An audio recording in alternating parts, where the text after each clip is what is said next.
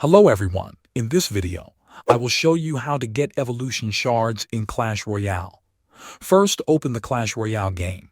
When the game loads, you will see the regular battle screen. Evolution Shards are a special resource that lets you unlock and upgrade evolved cards. These evolved cards have new abilities and stronger attacks compared to their regular versions. The first way to get Evolution Shards is by leveling up on the King's Journey. As you play more battles and gain experience, your king level increases.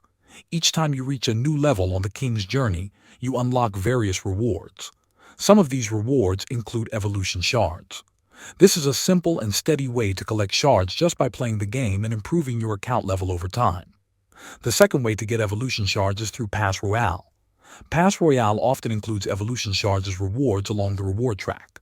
When you progress through the tiers by winning battles, you can unlock these shards. The third way is by doing challenges.